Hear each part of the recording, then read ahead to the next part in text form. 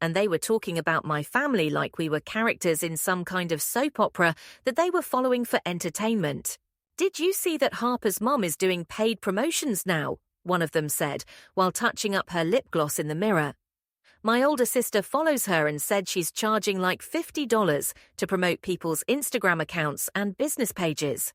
Apparently she gained like 10,000 new followers just from that hospital drama, and now she's trying to monetize the whole thing." "That's absolutely disgusting," the other girl replied, and I could hear the judgment and revulsion in her voice even through the bathroom stall door. Using your daughter's car accident to gain followers and then turning that into a business opportunity is like genuinely sociopathic behavior. I feel so bad for Harper having to deal with a mother who's that desperate for attention and money. I stood in that bathroom stall listening to these girls who barely knew me discuss my family situation like it was entertainment, and something inside me just completely broke. This wasn't normal family dysfunction that everyone deals with to some degree. This wasn't just a mother who was a little too involved in social media or who sometimes made questionable decisions. This was something much darker and more serious, and I was finally ready to admit that to myself and figure out what I was going to do about it. That afternoon, I came home from school with this determination to have the conversation that I'd been avoiding for months because I was scared of the consequences and the potential fallout. I found my mum in her bedroom, which had been transformed into what looked like a professional photography studio, surrounded by ring lights and camera equipment and different outfit options, filming what appeared to be a sponsored content video for some skincare company that had probably reached out to her after seeing her viral hospital photos. "Mum, we really need to talk about everything that's been happening," I said, while interrupting her mid-sentence as she was explaining the benefits of vitamin C serum for maintaining youthful-looking skin. "We need to have a serious conversation about the photos from the hospital and the way you've been handling this entire situation and how it's affecting my life at school and my mental health." "Harper, not right now, sweetheart," she said without even looking at me, already starting to record another take of her promotional video. "Mommy's working on something really important that could pay for your car insurance for the next few months. This company is paying me $300 for this one post, and if it goes well, they might want to do a whole series of videos with me, so I really need to focus and get this perfect." "No, we need to talk right now," I said, while stepping directly into the frame of her camera and forcing her to stop recording. "We need to discuss what happened at the hospital and what's been happening at school, and why you think it's appropriate to use my trauma for social media content and business opportunities." She finally looked at me, and I could see the irritation and annoyance in her eyes because I was interfering with her work and her income potential. What exactly is there to discuss? I already explained everything in my video response, and anyone who still has a problem with my behavior after that explanation is just looking for reasons to tear me down because they're jealous of what I've built and what I've accomplished. Some people just don't understand the pressures and challenges of being a single mother who's trying to build a brand and create financial security for her family. "Mom, you used my car accident and my injuries to get likes and followers on Instagram," I said, and my voice was shaking because I was terrified of her reaction, but also determined to finally say what needed to be said. "You turned my traumatic experience into content for your social media accounts. That's not normal mother behavior, and that's definitely not what love is supposed to look like between a parent and a child." I told her about all the comments and jokes at school, about how humiliated and embarrassed I felt every single day, about how I couldn't walk down the hallways without people staring and whispering and making assumptions about our family. I explained that kids were creating meme accounts using our family photos and asking me if she was planning to start selling more explicit content online, and that teachers were treating me like I was some kind of victim who needed special attention and intervention. I expected her to be horrified when she heard about how her behavior was affecting my daily life and my ability to function normally at school. I expected her to realize that she had caused real damage to my emotional well-being and my social relationships, and maybe, finally, to put my needs and my feelings ahead of her social media presence and her need for validation from strangers on the internet. Instead of the shock and remorse and genuine concern that I was hoping to see, she did something that was somehow worse than yelling or getting angry or even hitting me. She started crying, but not real tears of genuine emotion or regret.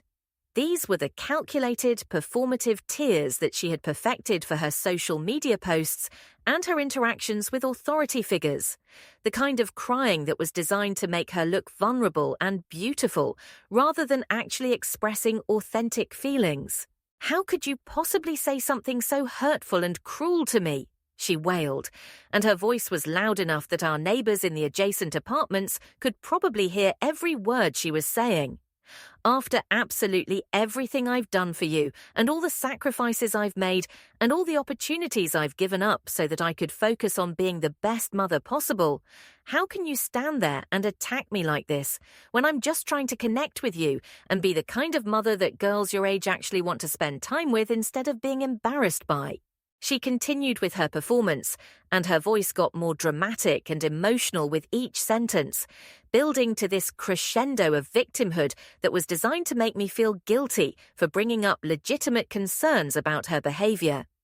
"Do you have any idea how incredibly difficult it is to be a single mother at my age, trying to balance work and parenting and maintaining some kind of social life and personal identity?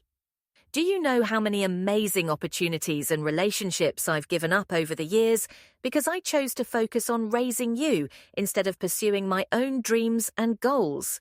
The manipulation was so obvious and textbook that it was almost impressive in its audacity. She had taken my completely reasonable concerns about her inappropriate behavior and somehow reframed them as attacks on her character and her worth as a person. She had positioned herself as the victim of my ingratitude and cruelty, rather than acknowledging any wrongdoing or considering the possibility that her behavior might have been harmful to me. "I can't believe you're being so incredibly selfish and ungrateful after everything I've done for you," she continued, while working herself up into an even more dramatic emotional display. "I'm just trying to be a fun, young, cool mother who connects with her daughter and shares our beautiful relationship with the world. But apparently nothing I do is ever good enough for you, and you're determined to tear me down and make me feel terrible about myself, no matter how hard I try to make you happy." I stood there watching her performance, and for the first time in my entire life, I could see it clearly for exactly what it was. There was no genuine emotion here, no real concern for my feelings or my well-being, no authentic remorse for the pain she had caused me. There was only her desperate, overwhelming need to be seen as the victim in every single situation, regardless of the actual facts or the real impact of her behavior on the people around her. That night, she posted another Instagram story that continued her victim narrative and painted me as an ungrateful, difficult teenager who didn't appreciate everything she did for me. It was a tear-stained selfie with a caption that read, "Being a single mum is honestly the hardest thing I've ever done in my entire life. You give your whole heart and soul to your child. You sacrifice everything for their happiness and success. And sometimes you still get told that you're not good enough and that everything you do is wrong. Hashtag single mum struggles, hashtag teenage daughter problems, hashtag unconditional love, hashtag never give up, hashtag grateful for my supporters." The comments flooded in immediately from her followers, exactly the kind of validation and support that she had been looking for when she crafted that post. "You're such an amazing mother, and she's lucky to have you. Teenagers are just naturally ungrateful, and she'll realize what she had when she's older. Stay strong, Mama. You're doing everything right, and she doesn't deserve your love if she can't appreciate it." Every single comment felt like a knife twisting in my chest because I was watching my mother weaponize her social media audience against her own daughter and manipulate thousands of strangers into believing that I was the problem in our relationship. The next morning, my friend Emma reached out to me with a text message that basically saved my sanity and helped me realize that I wasn't going crazy and that my perceptions of the situation weren't wrong or distorted. "Can you meet me at the Starbucks in Kierland Commons after school today?" she wrote. "There are some things I need to tell you about your mum that you're probably not going to want to hear, but I think you need to know the truth about what's been happening behind the scenes." When I got to Starbucks that afternoon, Emma looked more serious than I'd ever seen her before, and it was clear that she'd been thinking about this conversation for a long time and had probably rehearsed what she was going to say. "Harper, I owe you a massive apology," she said immediately, before I'd even had a chance to sit down or order a drink. "And I need to tell you some things about your mum's behaviour that are going to be really hard to hear. But I can't keep pretending that everything is normal anymore after what happened with the accident and seeing how she reacted at the hospital."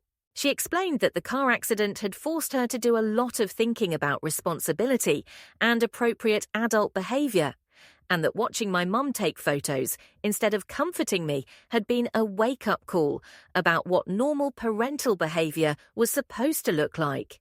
"When I saw your mum at the hospital that night, something just clicked for me," Emma said. "The way she was more interested in getting the perfect photo than making sure you felt safe and supported. That's not what mothers are supposed to do when their children are hurt and scared. That's not normal behaviour, and it's not okay." But then she told me something that made my blood run completely cold and helped me understand just how deep my mother's manipulation and control actually went. "Harper, your mum has been talking to all of our friends behind your back for months and months," she said, while looking genuinely ashamed of her own role in what had been happening. "She's been telling everyone that you're troubled and that you have mental health issues that she's worried about, and she's been asking us to spy on you and report back to her about everything you do at school and everyone you talk to and whether you seem upset about anything or mention any boys that you might be interested in." I stared at Emma in complete shock and disbelief because even though I knew my mum was manipulative and controlling, I had never imagined that she would go so far as to recruit my own friends as informants in some kind of surveillance operation designed to monitor and control every aspect of my social life. "What do you mean, report back to her?" I asked, and my voice sounded strange and distant even to my own ears.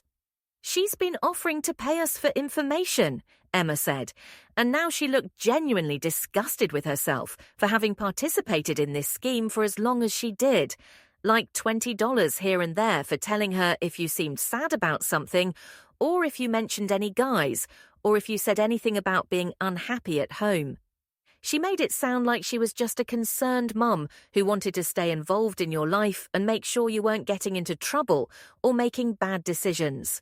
Emma continued explaining how my mum had approached this systematic invasion of my privacy, and every detail made the situation sound worse and more calculated than I could have imagined. At first, I went along with it because she was really convincing and persuasive, she admitted, while looking like she wanted to disappear into the floor. She would say things like, "I just want to make sure Harper is okay and that she's not hiding anything serious from me, because you know how teenage girls can be secretive, and sometimes they don't tell their parents when they're struggling with something important." It seemed reasonable at the time, like maybe she really was just trying to be a good mother who stayed connected to your life. The betrayal hit me like a physical blow to the chest, and I felt like I couldn't breathe properly because my own mother had been paying my friends to spy on me and gathering information that she could potentially use against me if I ever stepped too far out of line.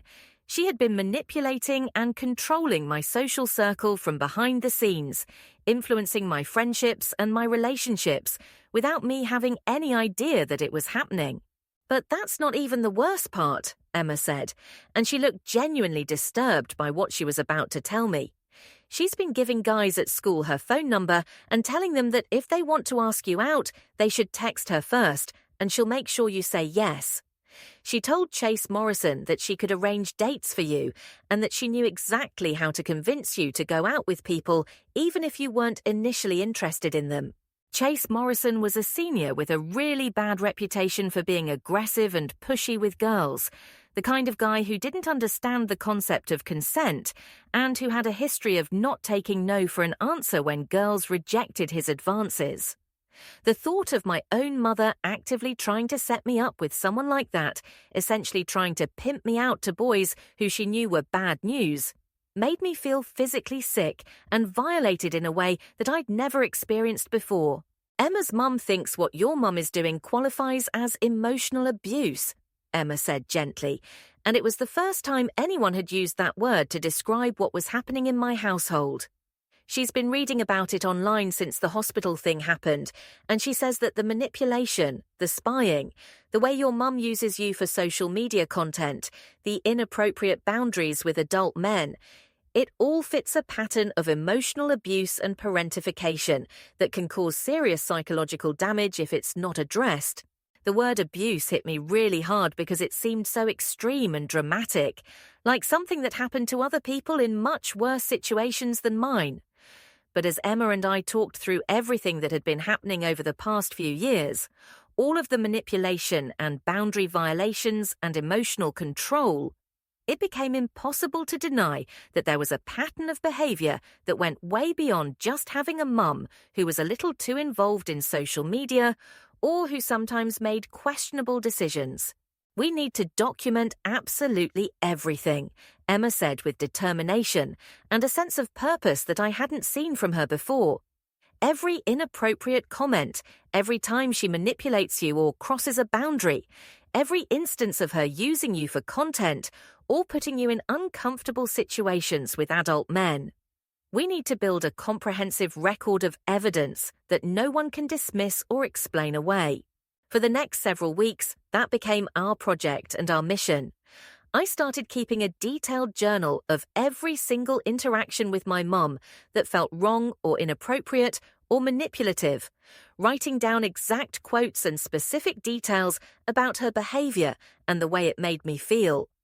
I used my phone to secretly record conversations where she would make cruel comments about other people or pressure me to dress in certain ways or act in ways that made me uncomfortable, always being careful to make sure she didn't catch me documenting her behavior. Emma helped me save screenshots of all of my mum's social media posts, especially the ones where she tagged me or used my image without my permission or shared personal information about my life that should have been private. We documented every time she showed up at school events dressed inappropriately, every comment she made about my friends or my appearance, and every way that she tried to control my relationships and my social life from behind the scenes. About a month into our documentation project, my mum announced that she had this networking event for work and that she wanted me to come along as her guest. This was immediately suspicious to me because my mum had never shown any interest in legitimate professional networking before, and everything about the way she presented this opportunity felt calculated and manipulative. "It's going to be such an incredible opportunity for you, Harper," she said, while already pulling out an outfit that she had chosen for me to wear to this event. "There are going to be so many successful business people there who could potentially help you with college applications or internships, or just making connections that will be valuable for your future. You could really impress some important people and maybe even find a mentor who could guide your career development."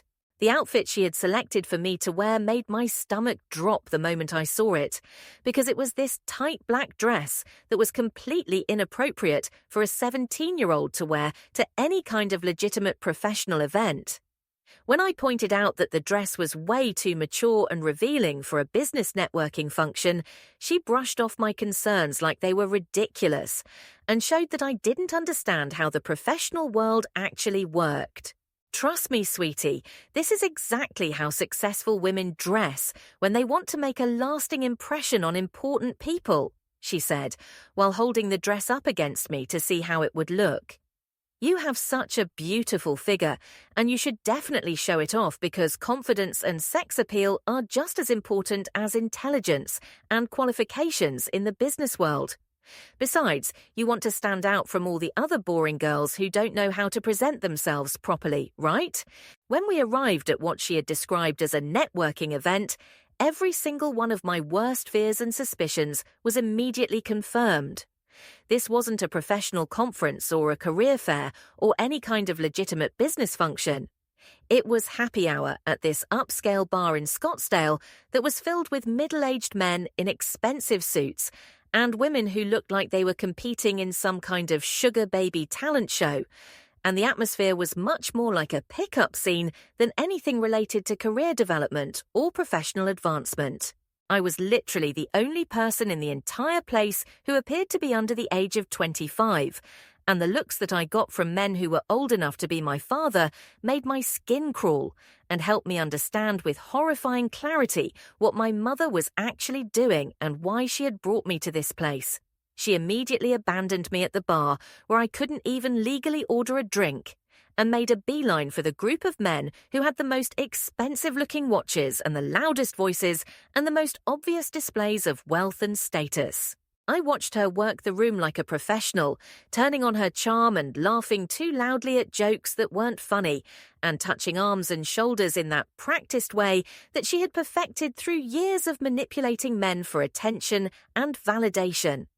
After about an hour of nursing a Coke and trying to avoid eye contact with men who were staring at me like I was an item on a menu, my mum finally returned with this man she introduced as David, who was apparently her boss at the marketing company where she worked.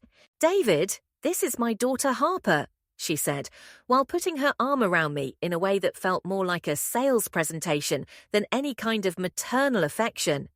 "Isn't she absolutely gorgeous and mature for her age? She's planning to study business in college just like you did when you were younger, and she's very interested in learning from successful people like yourself who could teach her how the business world really works." David, who had to be at least 50 years old and was wearing a wedding ring that he kept twisting around his finger while he talked, looked me up and down in a way that made every alarm bell in my head start ringing at maximum volume. "Is that right?" he said while staring at my chest instead of my face. "Well, I would definitely be happy to mentor such a promising young lady who's eager to learn. Maybe we could discuss your future plans over dinner sometime, just the two of us, so we can really focus on your goals. I know some excellent restaurants in the area that are very private and intimate, perfect for serious career conversations." The predatory nature of his offer was so obvious and disgusting that I couldn't believe my mother was not only allowing it to happen, but actively facilitating and encouraging it. But when I looked at her face, she was practically glowing with satisfaction and pride, like she had just accomplished something amazing and noteworthy. "That sounds absolutely wonderful," she said with genuine enthusiasm before I could even respond to his inappropriate suggestion. Harper would absolutely love that opportunity, and she's very interested in learning from successful men like yourself who could teach her about how to get ahead in the business world. She's such a fast learner, and she's very grateful for any guidance and mentorship that experienced professionals are willing to provide. I mumbled something about needing to use the bathroom and basically ran away from that conversation, hiding in the restroom where I immediately texted Emma about how incredibly disturbing and inappropriate the entire situation was. When I finally came out of the bathroom after staying hidden for as long as I could, my mum was waiting for me with an expression of barely contained fury and frustration. "What is wrong with you?" she hissed at me once we were in her car and driving home. "David could have offered you an internship this summer that would have looked incredible on your college applications and opened so many doors for your future career. Do you have any idea how hard I worked to get him interested in helping you and how much effort I put into setting up that opportunity? Do you have any clue what kind of connections and advantages you just threw away because you were too immature and ungrateful to appreciate what was being offered to you?" "I don't want his help and I don't want that kind of mentorship," I said as firmly as I could manage while trying not to cry from anger and disgust. "And I don't want to be in situations like that where grown men are looking at me like that and making suggestions about private dinners when they're old enough to be my father. The whole thing was inappropriate and you know it." "Fine," she snapped while driving way too fast and taking corners harder than she needed to. but don't come crying to me when you can't get a job after college because you don't have any professional connections or networking relationships. Some girls would be incredibly grateful to have a mother who understands how the real world works and who knows how to open doors and create opportunities. But apparently you'd rather be naive and miss out on everything I'm trying to give you. That night, I lay in bed with the crystal clear realization that my mother had essentially tried to pimp me out to her boss for her own career advancement. And the thought made me so sick that I barely slept and kept having nightmares about being trapped in rooms with predatory older men while my mum took photos for her Instagram account. The next day, I told Emma absolutely everything that had happened at the so-called networking event, and we both knew that it was time to escalate our concerns to an adult who could actually help us, and who had the authority and the resources to intervene in what was clearly a dangerous and abusive situation. Emma suggested that we start with her mum, Mrs. Rodriguez, who was actually a responsible parent who took her role seriously and had experience working with families in crisis through her job as a teacher and her volunteer work with various youth organizations. Unlike my mother, Mrs. Rodriguez was the kind of mum who asked about her kids' emotional well-being and their goals and their feelings, who set appropriate boundaries around technology and social media, and who prioritized her children's safety and development over her own entertainment or validation. When we showed Mrs. Rodriguez all of our evidence and documentation, the journal entries and the recorded conversations, and the screenshots of inappropriate social media posts, and the detailed accounts of boundary violations and emotional manipulation, her reaction was everything I had hoped for from my own mother but had never received. This is absolutely not acceptable behavior from any parent, and especially not from a mother who should be protecting her daughter instead of exploiting her, she said, while reviewing our materials with growing concern and professional seriousness. Harper, what your mother is doing has specific names in the psychology and social work fields. It's called emotional abuse and parentification, and it means that she's treating you like a peer or an accessory instead of her child who deserves protection and appropriate boundaries. Hearing a professional term applied to my mother's behavior was both validating and terrifying at the same time, because it confirmed that what I had been experiencing wasn't normal family dysfunction that everyone deals with. But it also meant that the situation was serious enough to require outside intervention and potentially legal consequences. Mrs. Rodriguez explained that she had worked in family services before becoming a teacher, and that she recognized all of the patterns and behaviors that we had documented as classic signs of emotional abuse and neglectification. The social media exploitation, the inappropriate boundaries with adult men, the emotional manipulation and gaslighting, the way she's using you as a prop for her own image and validation, this is all very serious, she said, while taking notes and asking follow-up questions about specific incidents. We need to report this to Child Protective Services again, but this time we're going to do it properly with comprehensive documentation and evidence that they can't dismiss or ignore. Mrs. Rodriguez helped us contact CPS and arrange for a different social worker to handle our case, someone who had more experience with emotional abuse cases and who wouldn't be swayed by my mother's manipulation tactics and charm-offensive strategies. She also offered to let me stay at their house temporarily if the situation at home became dangerous, or if my mum retaliated against me for seeking help and reporting her behavior to authorities. The plan seemed straightforward and manageable. I would go home after school, pack some essential belongings while my mum was at work, and then stay with Emma's family for a few days, while CPS conducted their investigation and determined what kind of intervention and support our family needed. But plans rarely survive contact with reality, especially when you're dealing with someone who's as manipulative and controlling as my mother had become. When I got home that afternoon, instead of finding an empty house where I could safely pack my things and leave a note explaining where I was going, my mum was already there waiting for me, sitting on our couch with her phone in her hand, and this expression on her face that I had learned to recognize as extremely dangerous. "Where exactly have you been this afternoon?" she asked, and her voice had this deceptively calm quality that was actually much more frightening than if she had been yelling and screaming.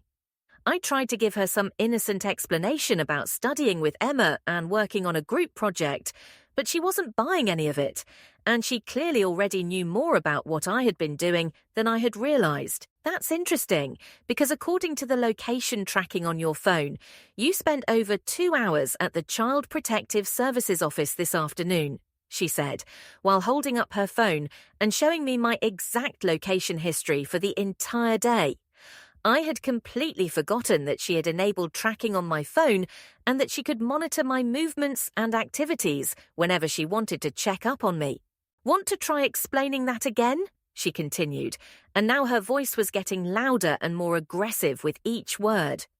"Or are you finally ready to admit that you've been plotting behind my back and trying to get me in trouble with the government because you're jealous and resentful, and you can't stand the fact that I'm successful and popular and happy with my life?" My heart was pounding so hard that I thought it might explode, and I could barely think clearly enough to come up with any kind of response that might diffuse the situation or buy me some time. "I was talking to someone about college applications and scholarship opportunities," I said, trying to sound casual and believable even though my voice was shaking with fear. "Stop lying to me right now," she screamed, and suddenly all pretense of calm had disappeared, and she was showing me exactly how angry and dangerous she really was. "I know exactly what you were doing there, and I know exactly who you were talking to and what kind of lies you were telling them about me and our family." She grabbed my arm, and her nails dug into my skin hard enough to leave marks, and I realized that this was the first time she had ever put her hands on me in anger, and that the situation was escalating beyond anything I had experienced before. "I found your little diary, Harper," she said while dragging me toward the stairs, "and all those nasty, horrible things you wrote about me, and all the private family business that you documented, like I'm some kind of criminal who's being investigated for crimes." The realization that she had been going through my personal belongings and reading my private thoughts and violating what little privacy I had left was the final straw that broke whatever remaining loyalty or affection I might have had for her. "You went through my room and my personal things," I asked while trying to pull away from her grip and get some distance between us. "Of course I did. I'm your mother, and I have every right to know what you're up to and what you're thinking and what you're planning," she said, while continuing to drag me up the stairs toward my bedroom. "Show me your phone right now, because I want to see who you've been talking to and what you've been saying about me to other people." When I refused to hand over my phone and tried to keep it away from her, we ended up struggling for it, and in the chaos, it fell down the stairs and the screen completely shattered when it hit the tile floor at the bottom. She immediately went for the broken phone and started trying to access my text messages with Emma, and her face got redder and more furious with every message that she managed to read despite the damaged screen. "So this is your big plan," she said, and her voice was dangerously quiet in a way that was actually more terrifying than when she had been yelling. "Turn everyone against me and make me look like the bad guy and get everyone to believe that I'm some kind of terrible mother who doesn't deserve to have custody of her own daughter. Let me tell you something, sweetheart. Nobody is going to believe a troubled, dramatic teenager over a responsible adult woman who has been taking care of you for your entire life." Then came the threats that made me realize just how dangerous this situation had become, and how far she was willing to go to maintain control over me and protect herself from the consequences of her behavior. "If you ever try something like this again, I'll tell everyone that you've been stealing money from me to buy drugs, or maybe I'll say that I found drugs hidden in your room and that I've been trying to get you help, but you refuse to cooperate with treatment. How do you think colleges are going to react when they see that on your record? And how do you think that's going to affect your chances of getting scholarships or financial aid?" She had me cornered both literally and figuratively, but something inside me finally snapped after years of manipulation and control and emotional abuse. I was done being threatened, done being manipulated, done being treated like a prop in her narcissistic performance, and done pretending that any of this was normal or acceptable. "Go ahead," I said, and my voice was shaking with anger and fear, but also with determination and a kind of strength that I didn't know I had.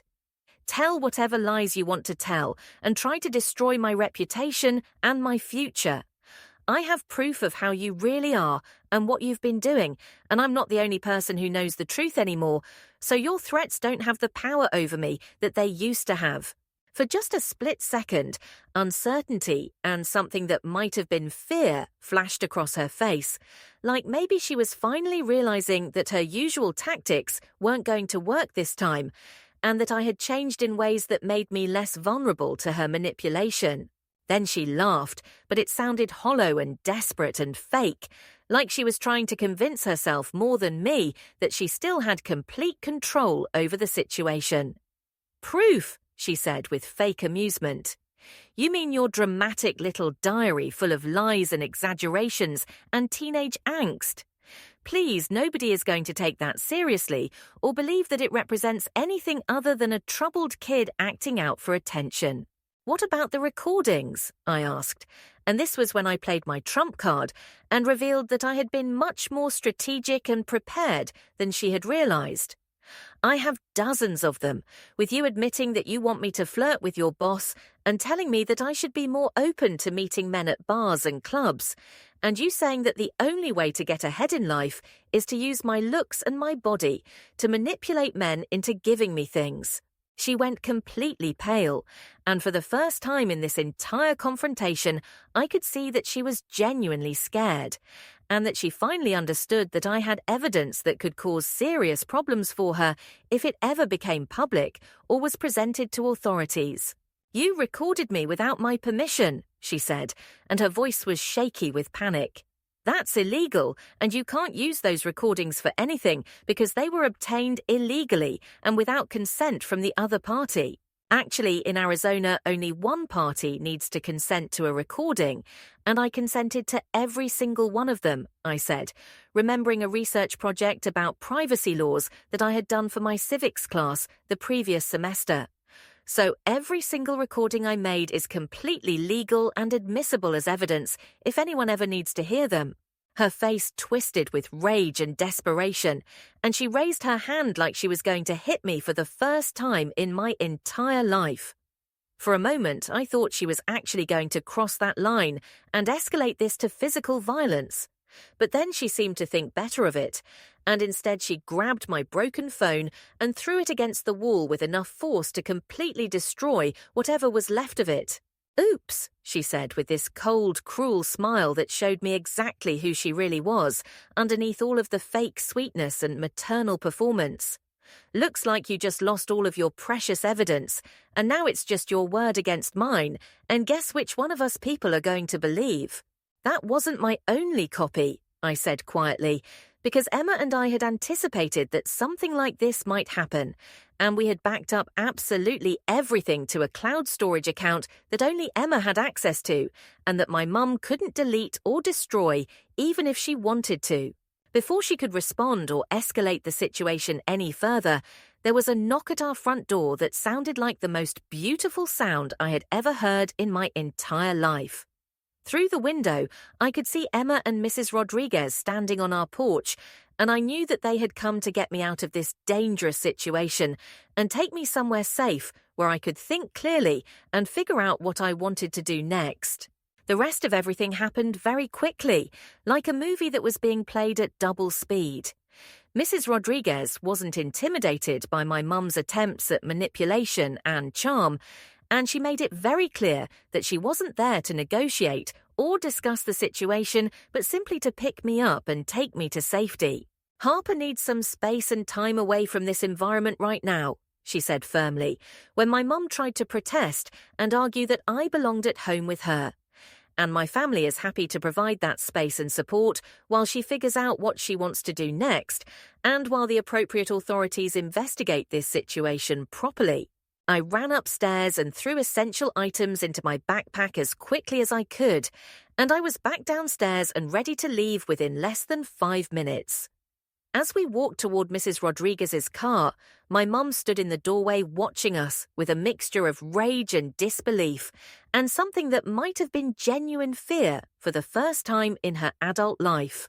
"This isn't over, Harper," she called after me, and her voice carried this tone of menace and threat that made me walk faster toward the safety of the car. "You're going to regret this decision, and you're going to realize that you had the best possible life here with me. And when you come crawling back asking for forgiveness, I might not be willing to take you back." As we drove away from my house and I watched it disappear in the rearview mirror, I felt like I could breathe properly for the first time in years. I wasn't naive enough to think that this was the end of the drama or that my mum was going to accept this situation quietly, but I had taken the first step toward freedom, and I had people who believed me and supported me and were willing to help me create a different kind of life. That first night at Emma's house, I slept better and more peacefully than I had in months, even though I was in an unfamiliar bed in an unfamiliar room. There were no ring lights set up in the living room for late-night content creation sessions. There was no camera equipment scattered around the kitchen for spontaneous photo shoots during breakfast. Nobody took pictures of the food before we were allowed to eat it, and nobody made comments about my appearance or asked me to pose for social media posts. It was just normal, quiet, peaceful family life, and normal felt like the most incredible luxury that I had never known I was missing. Mrs. Rodriguez made pancakes in the morning, actual pancakes that were made for eating rather than photographing, and nobody documented the meal or posted about it online or turned it into content for building their personal brand. We just sat around the table and ate breakfast and talked about normal things, like weekend plans and school assignments and what movies we might want to watch that evening. But I knew that my mum wasn't going to stay quiet or accept this situation gracefully, because that wasn't who she was, and that wasn't how she handled conflicts or challenges to her authority and control.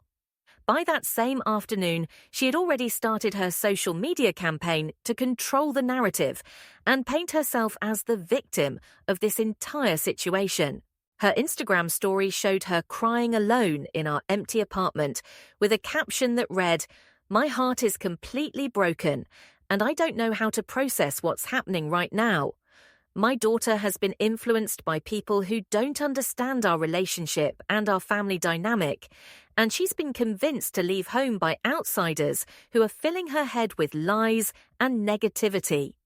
I'm praying that she comes back soon and that we can work through this difficult time together. Hashtag brokenhearted, hashtag single mom life, hashtag pray for us, hashtag family separation, hashtag misunderstood."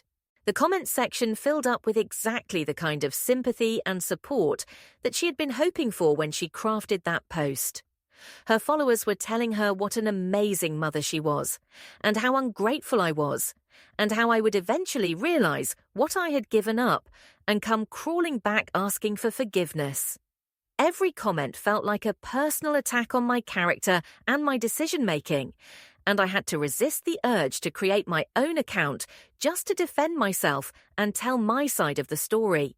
Meanwhile, the new CPS caseworker, Jennifer Martinez, was taking our situation much more seriously than the previous investigator had, and she was approaching the case with a level of professionalism and thoroughness that gave me hope that maybe this time there would be real consequences and real changes, instead of just warnings and suggestions for family counselling that my mum would ignore.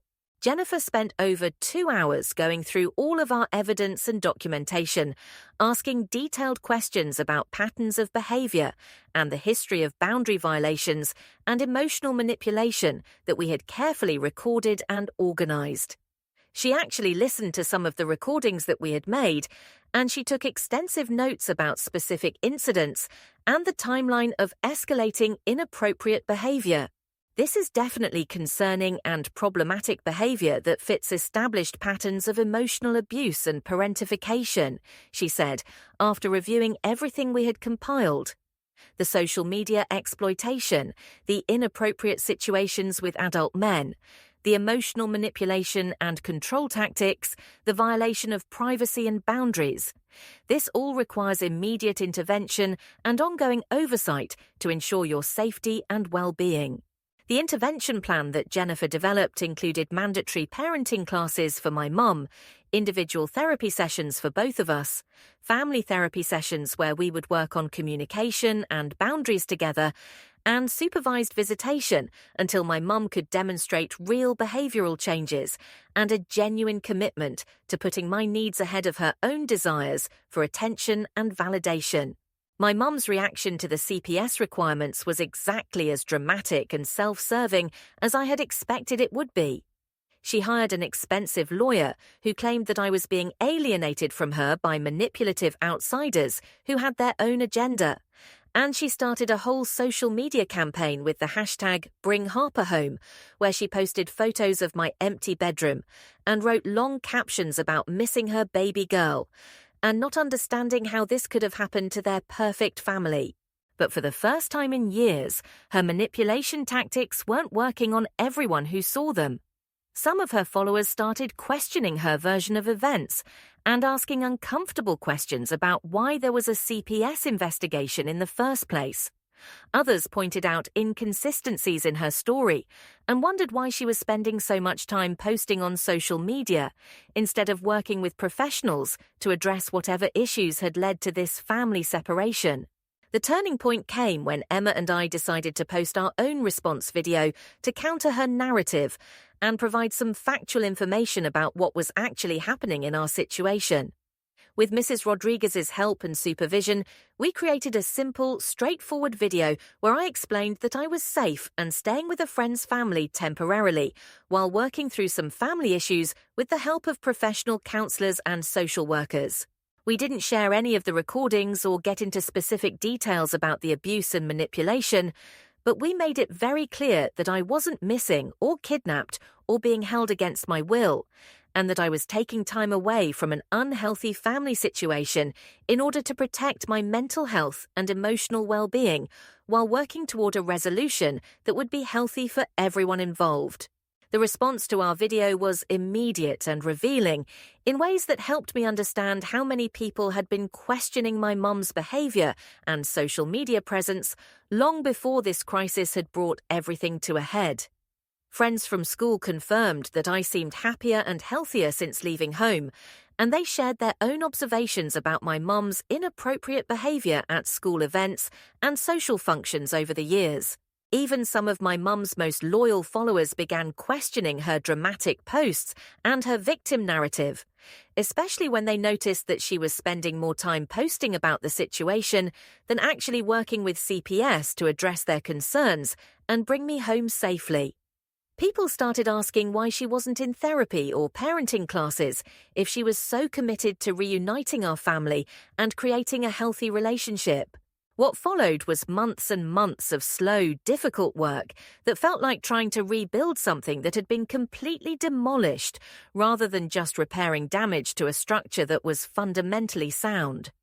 My mum initially fought all of the CPS requirements and tried to argue that they were based on lies and exaggerations and misunderstandings about her parenting style and her relationship with social media.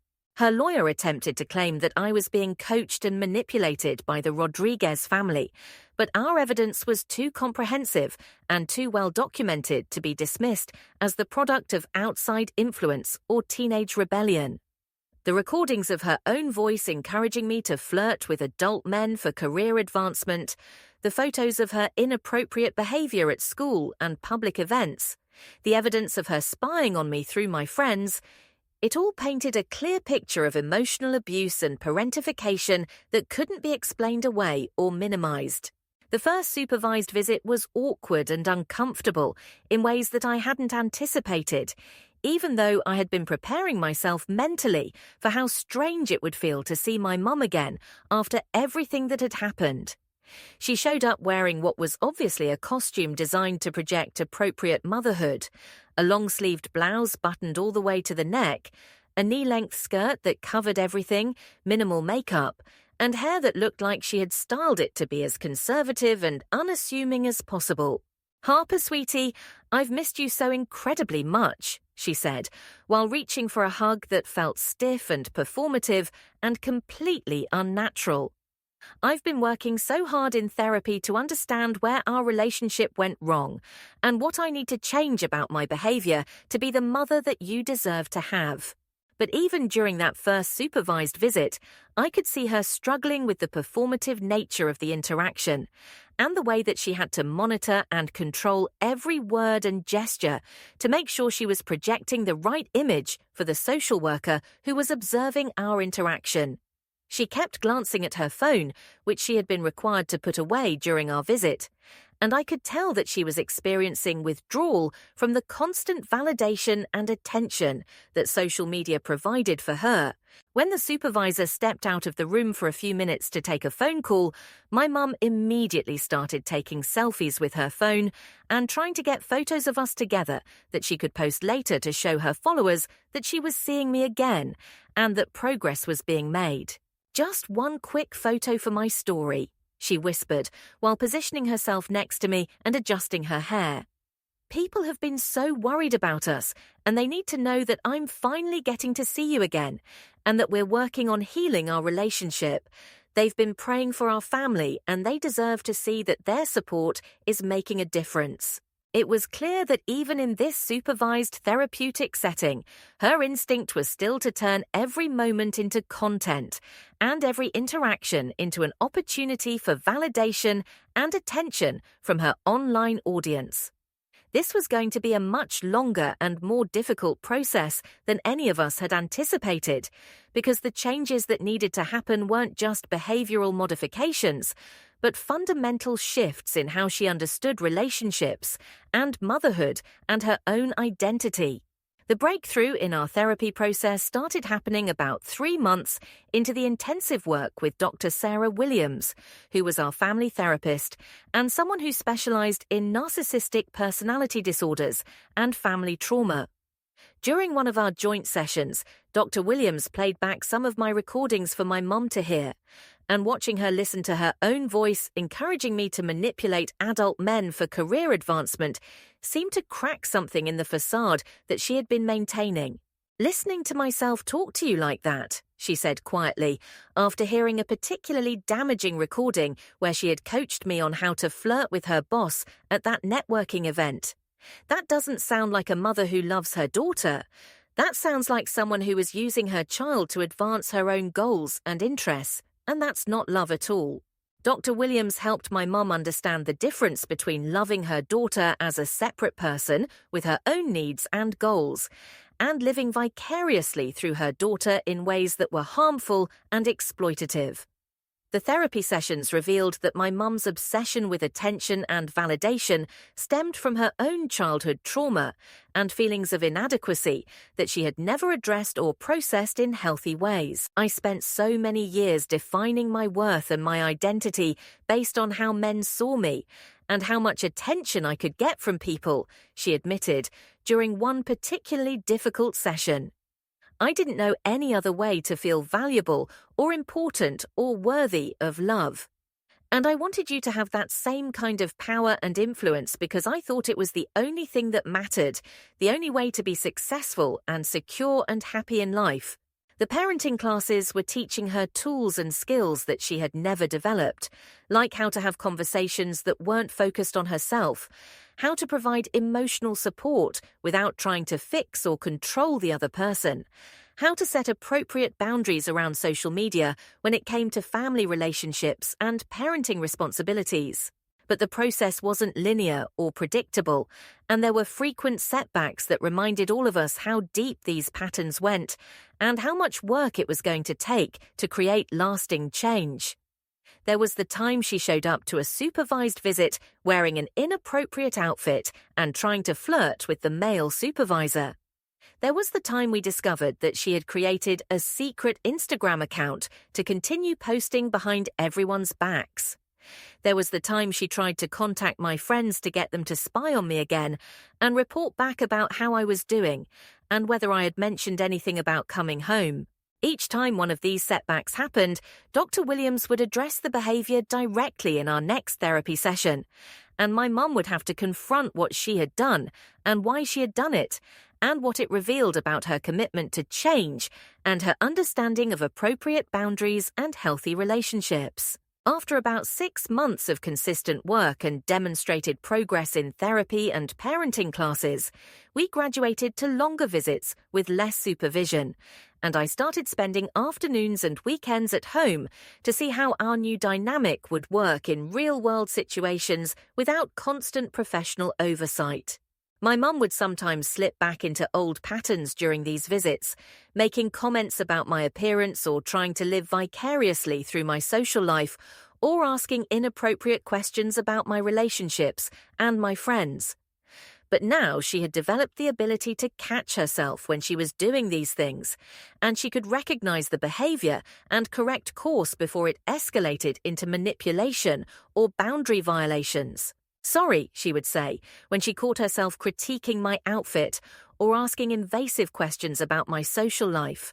That was me trying to control things again, instead of just listening and being supportive. How are you feeling about everything that's happening, and is there anything you need from me right now that would actually be helpful? By the time I graduated from Desert Ridge Prep, our relationship had been completely transformed into something that was fundamentally different from what it had been before all of this started. My mum came to the graduation ceremony wearing an appropriate dress and sitting in the audience like a normal parent, taking one simple photo with me afterward instead of turning the entire event into a social media production and content creation opportunity. I had decided to attend the University of California, San Diego, partly because I was interested in their excellent psychology program, but mostly because the distance felt necessary for both of us to continue growing and healing and developing our individual identities before we tried to build a healthy relationship together. The physical separation turned out to be incredibly beneficial for both of us because it gave us space to practice the new skills and behaviors we had learned in therapy without the constant pressure and intensity of living together every day. We talked on the phone once a week, and I came home for major holidays and school breaks, and each visit showed more progress and more genuine change.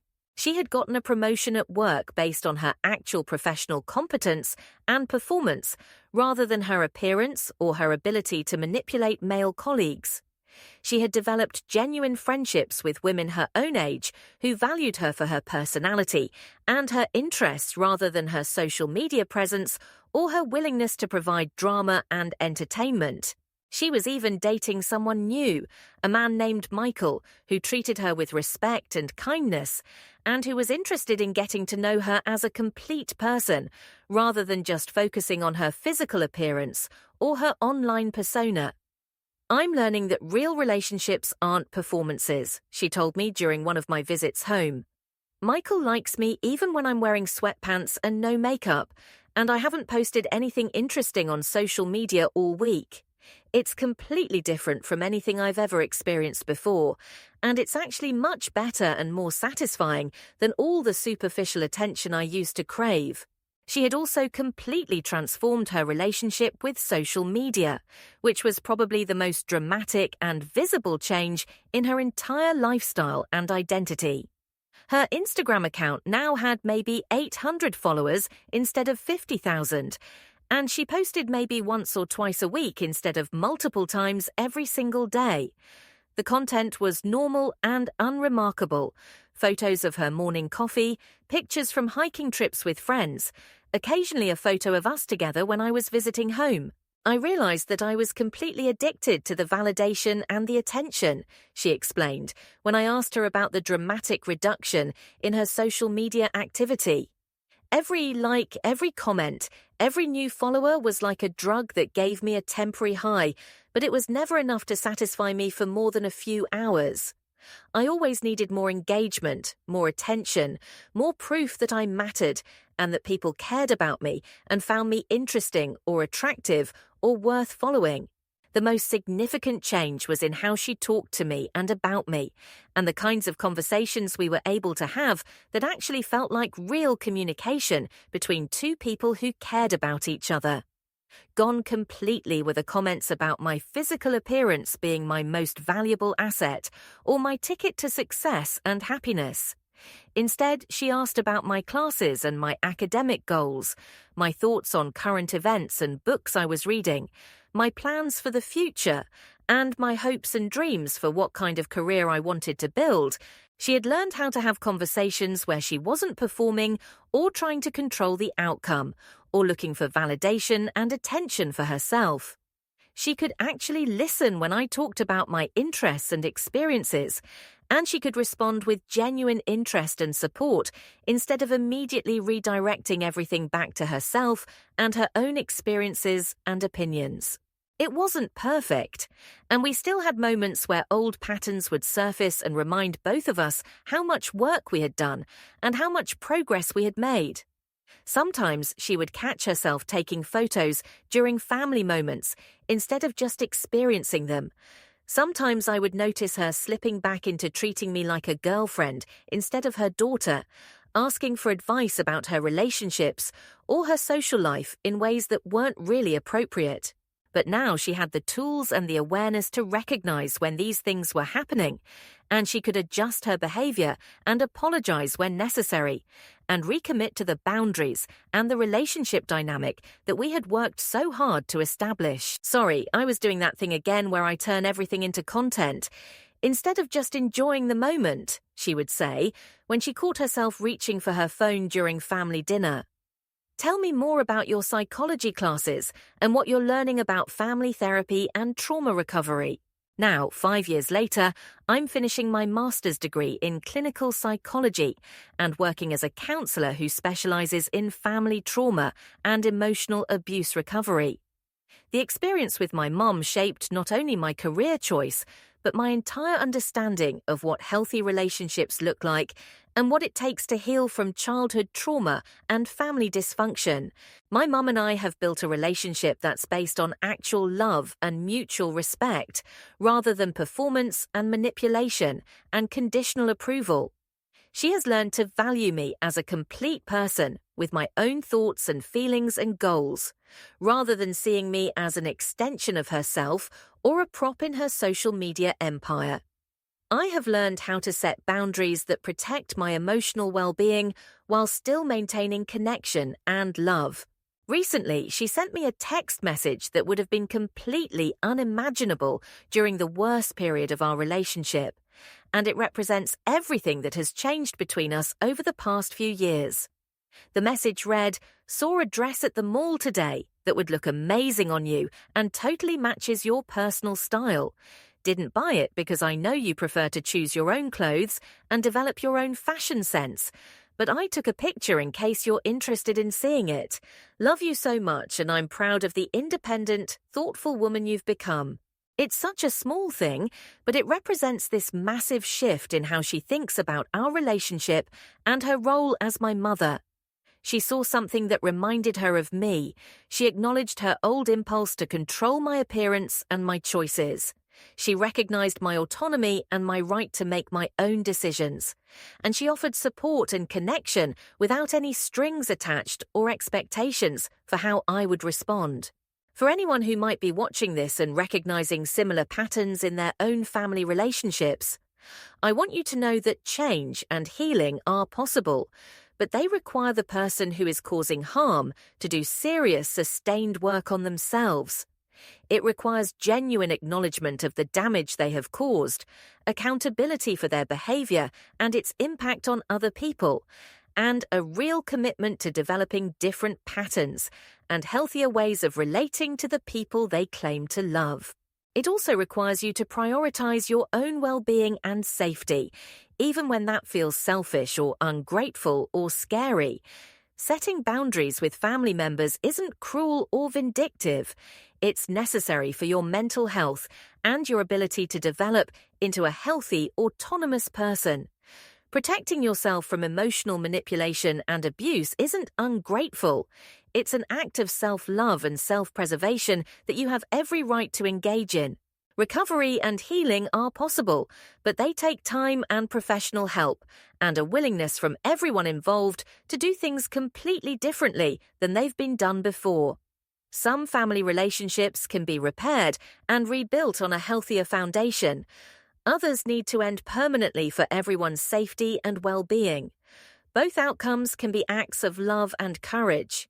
If you're in a situation where a parent or family member is using you for their own emotional needs, exploiting you for social media content, putting you in inappropriate situations with adult predators, or treating you like a prop in their performance rather than a person who deserves love and respect, please know that you deserve so much better than what you're receiving.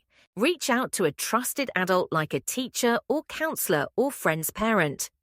Document what's happening with photos and recordings and detailed written accounts.